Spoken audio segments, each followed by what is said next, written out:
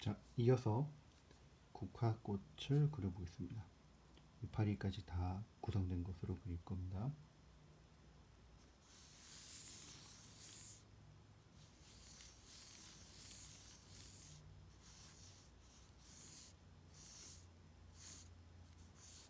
국화꽃은 중심에서 이파리들이 뻗어나가기 때문에 납작한 사과를 그린다는 느낌으로 중심을 찾아주고 주변으로 뻗어나가는 궤도를 밑그림으로 그려줍니다. 국화 잎을 일일이 그려주면 시간이 부족하기 때문에 이런 식으로 작업을 하고요. 이 전체적인 실루엣이 이런데 끝에서 딱 줄기가 나온 게 아니고 좀 더 안쪽에서 줄기가 나오겠죠. 그 다음에 그 줄기가 있는 부분에 꽃받침이 있을 거고 거기서 이제 꽃들이 피는 거니까 거기서 파생되는 이파리의 궤도도 만들어줍니다. 흐름으로 이해하시면 될 것 같아요. 종이가 얇은데 제가 밑에 담요가 좀 두꺼워서 연필에 힘을 많이 줄 수가 없어서 이 스케치가 잘 안 보일 것 같습니다. 영상에서는 그게 조금 신경 쓰이네요. 아무튼 줄기가 나오고 줄기가 있으면은 실제 꽃은 진짜 정말 이파리가 많이 붙어 있어요. 이 원기둥, 줄기의 원기둥을 두르면서 지그재그로 이파리들이 많이 붙어 있는데 그림은 또 그렇게 그리지는 않죠. 그래도 이 꽃 가까운 쪽에서 강한 거, 중간 거, 약한 거 이런 식으로 점진적으로 간다면 너무 변화가 없기 때문에 꽃 주변에서 줄기는 조금 보여지면서 작은 잎들이 조금 나오다가 크고 강한 잎들을 그려주는 식으로 조금씩 변화를 주면서 작업을 합니다. 개인적으로 저는 스케치를 할 때 어떤 정물이든 간 스케치를 어느 정도 해야 될지 감이 안 잡힐 때는 이렇게 생각하면 편할 것 같아요. 내가 이 그림을 이 정도만 스케치하면은 그 그리고자 하는 대상을 안 보고도 그릴 수 있겠구나 라고 하는 정도죠. 약간 뜬구름 잡는 이야기일 수도 있긴 한데 지금 제가 국화를 일일이 이파리를 하나하나 그리지 않고 작업이 들어가는 거랑 작업을 들어가잖아요. 그런 개념으로 이해하시면 됩니다. 연습을 많이 하게 되면은 최소한의 밑그림만으로도 그림을 그릴 수 있다.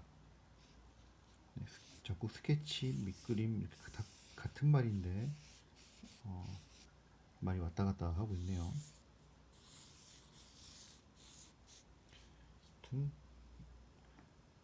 그려보도록 하겠습니다.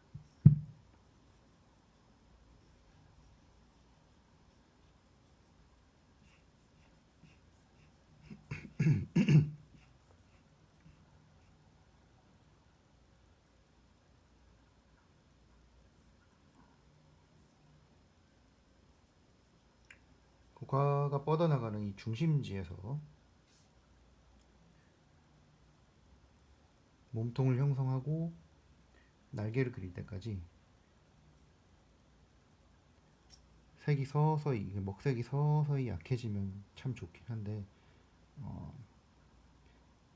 물 조절과 먹색 조절을 하는 게 비교적 쉽지가 않습니다. 그래서 큰 색 변화보다는 오히려 형태를 잘 파악할 수 있게 큰 변화 없이 그리는 게 더 안전하다고 할 수 있어요.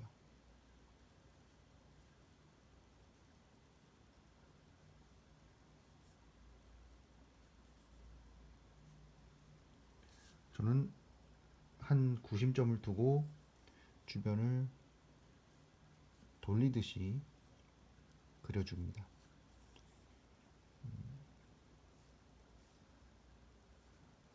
각자의 방식을 찾아야 합니다. 아, 이런 식으로 그리는구나 라고 생각을 하면서 이해를 하면서 여기선 어떻게 하지, 여기선 어떻게 하지, 그거는 개인 재량에 달려있죠.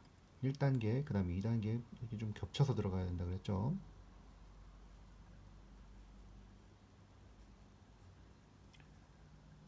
붓에 물이 많거나 하게 되면은 저것들이 뭉쳐서 조금 많이 보기가 안 좋게 될 수가 있는데, 그런 점만 조심한다면 됩니다.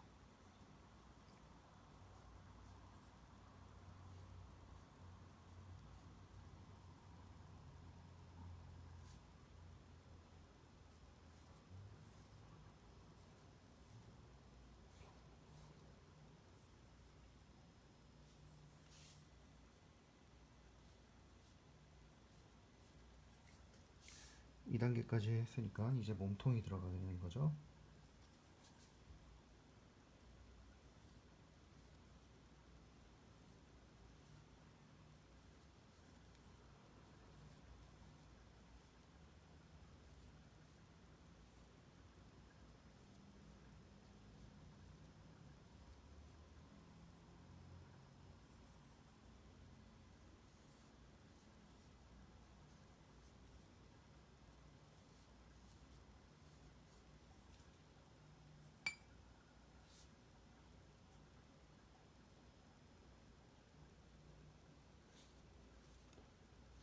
손에 가려서 안 보일까봐 걱정되네요.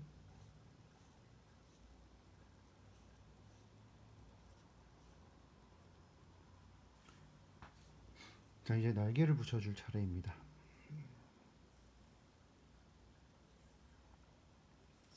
몸통이 있으면 바로 날개가 나오는 게 아니고 조금씩 또 감싸는 게 있어야 된다 그랬어요.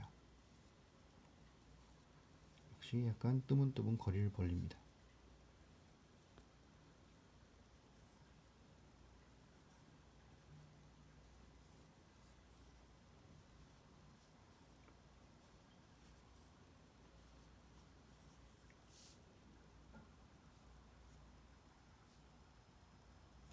그리고 요 사이사이에 대입한 사이사이에 조금씩 이제 편 것들을 넣어주지요.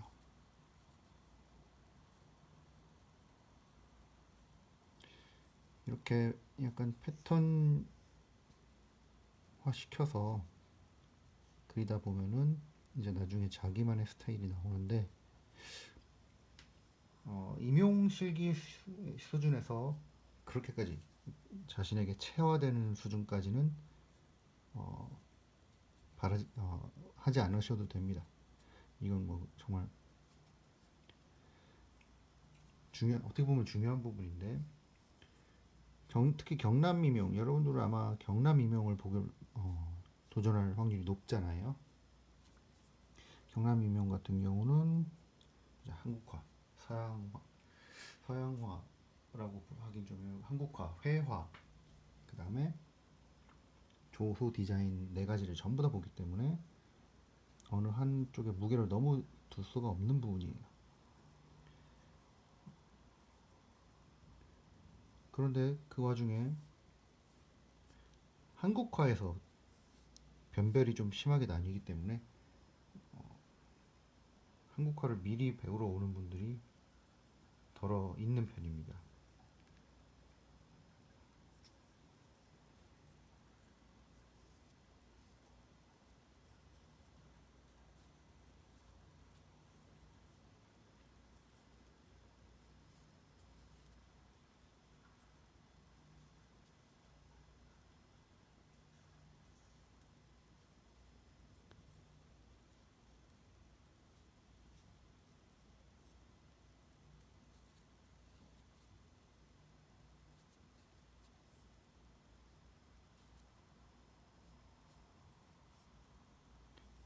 날개는 양쪽 대칭되게 연습하다가 조금씩 변화를 주는 식으로 하시면 되겠고요.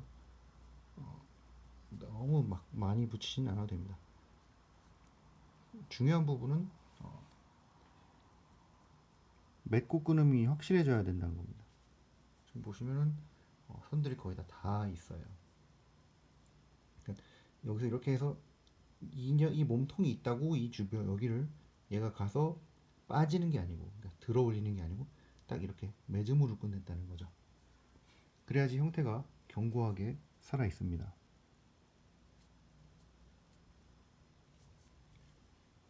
자, 이제 이파리를 붙여 볼 텐데 줄기부터 먼저 그린 다음에 이파리를 붙이지 않아요. 이거는 어떻게 보면 편의성인데 줄기를 먼저 그리고 나면은 그 위에 이파리를 중간에 줄기가 살짝 가려지게 이파리를 만든다거나 하는 그런 식으로 변화를 주기가 힘들어지기 때문에 이파리부터 찍고 나서 줄기를 그립니다.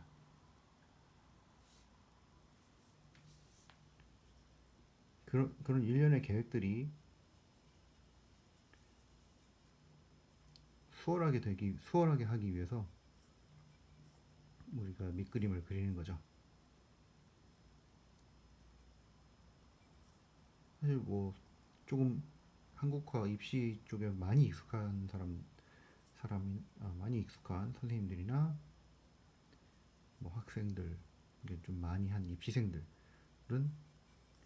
스케치가 스케치 없이도 확인을 해요. 그러나 정작 시험 볼 때는 스케치를 합니다. 스케치가 그러니까 밑그림이 그래서 참 중요한 거예요. 뭐든지 초석이 중요하다고 하지 않습니까? 자, 여기 보이는 이 색이 야급입니다. 아까 전에 이파리 할 때 보여드린 거랑 조금 다릅니다. 훨씬 색이 밝다고 해야 되나? 아무튼 채도가 높습니다.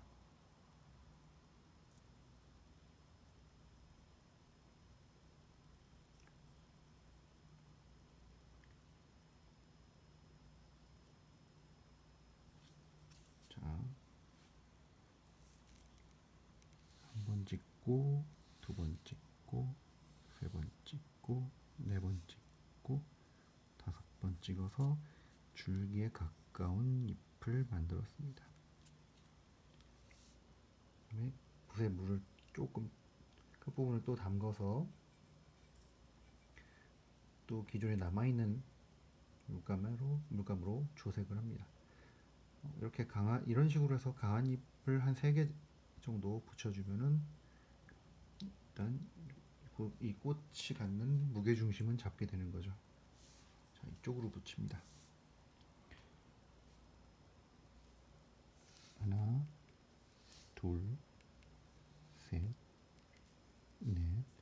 어쩌다 보니까 약간 붙게 됐는데 이렇게 살짝 해서 여기 또 이제 이렇게 하면은 이렇게 이런 것들을 만들어주면 줄기가 내려와서 거기에 그 줄기에서 이파리가 나온다라는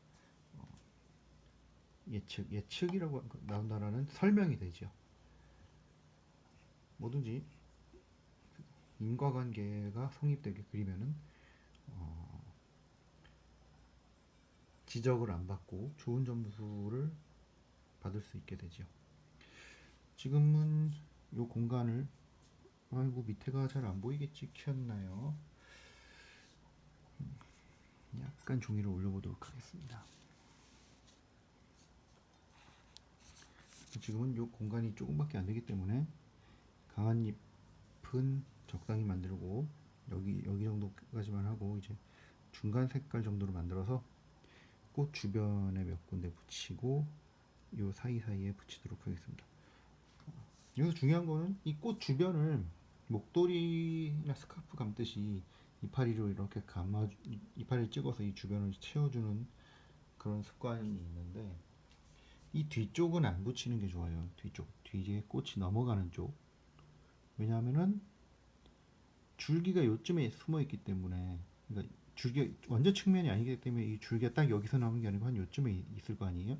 거기서 이제 이런 날개들이 뻗어 나가기 때문에 날개도 그 궤도 안에 있는 거고요.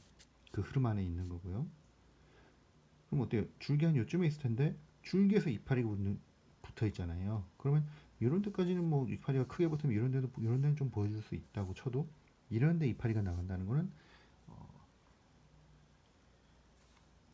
실제로 설명할 수 없는 부분이 돼버립니다.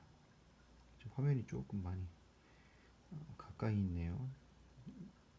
이거 끝나고 화면 영상 조절을 좀 해야겠습니다.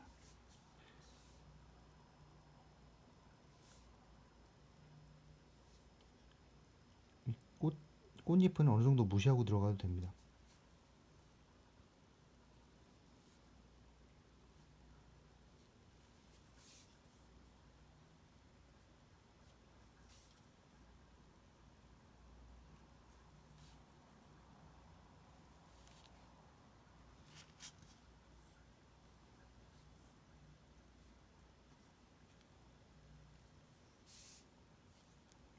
화면상에 안 보이지만 요 밑에 살짝 한 번 더 이파리를 붙였습니다.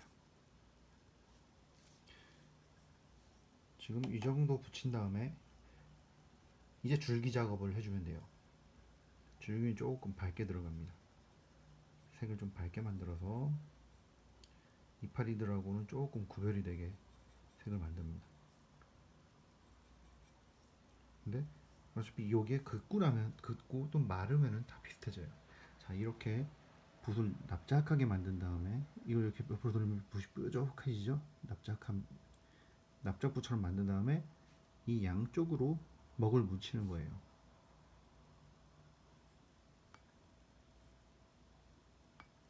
그 다음에 저는 자, 이 이파리부터 너무 안 보이는데 잠시만요. 여기서부터 이제 줄기를 그린다기보다는 줄기에 붙은 녀석들을 보완을 합니다. 이렇게. 자, 그 다음에 이제 줄기를 긋겠습니다. 줄기는 선 연습할 때 선 긋는다는 느낌으로 긋는데 국화는 좀 줄기가 뻣뻣해요. 그래서 좀 이렇게 직선적으로 그어도 됩니다.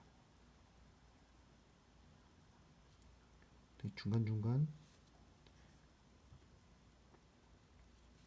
줄기 사이로 이런 이파리들이 낑겨져 있는 식으로 연출을 하기 위해서 줄기부터 그리지 않는 거예요. 이런 것들을 설명하기 위해서 이제 여기서 이제 잔줄기들을 붙여주죠. 그다음에 이런 데도 잔줄기를 좀 만들어 둡니다.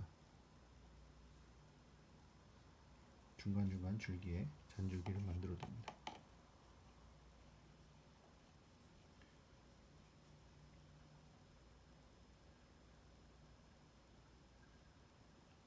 이제 남은 색상을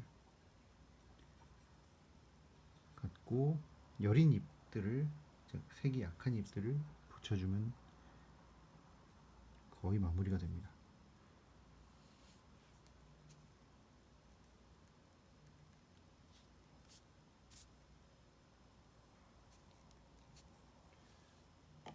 이제 잎맥을 긋는 일이 남았는데요.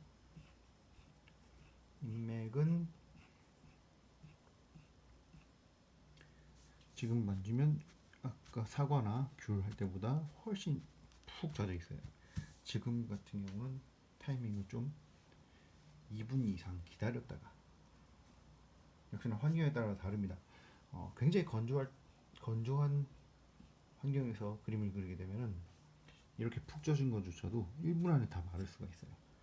그러니까 그런 마르기 전에 약간 촉촉하다라고 느껴질 때 강한 목으로, 굉장히 강한 목으로, 붓에 물기가 없는 강한 목으로 인맥을 그어줘야 돼요. 타이밍이 매우 중요합니다. 다 마르고 인맥을 그으면은 번짐이 전혀 없기 때문에 자연물답지 않게 굉장히 딱딱하게 처리가 되고요. 그렇다고 너무 젖어 있을 때 긋게 되면은 너무 많이 번져서 또 일을 그르치게 됩니다. 자, 저는 붓에 물을 좀 많이 뺐기 때문에 한번 인맥을 긋도록 하겠습니다. 먼저 이 녀석을, 이 잎을 제일 먼저 했었죠. 그 여기까지 약간 가로지릅니다. 이 강한 부분의 흐름을 따라서 가로지릅니다.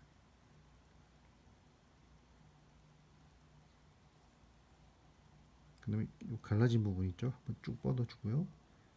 이쪽에서 이제 이런 식으로 가지치기 하듯이 약간은 곡선입니다.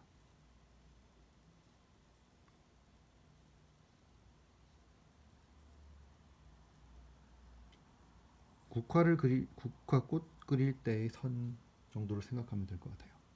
자, 그럼 옆에도 보시죠.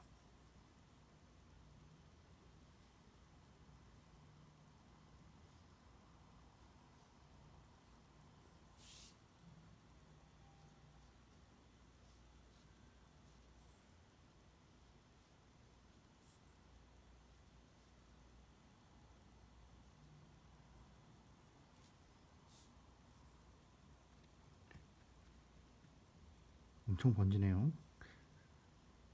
근데 형태가 뭉개지진 않은 것 같습니다. 다행이네요.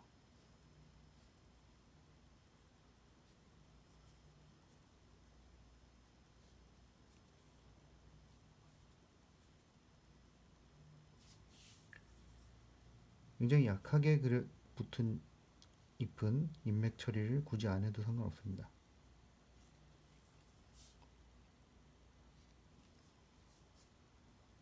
자, 이렇게 인맥까지 끝을 냈고요.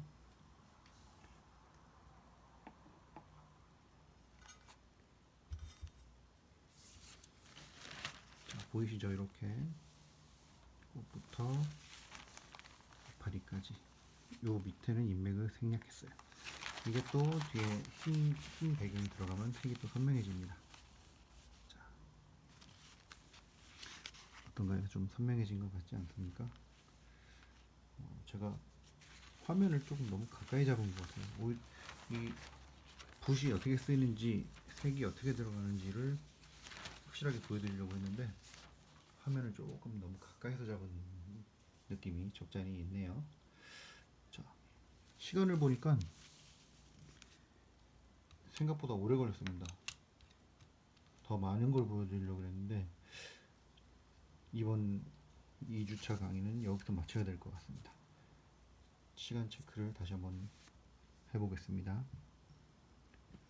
아마 여기서 마쳐야 될 것이 확실합니다. 다음 주에는 좀 더 빨리빨리 해서 말을 좀 줄이던가 해서 더 많이 진행을 해보도록 할게요. 수고하셨습니다.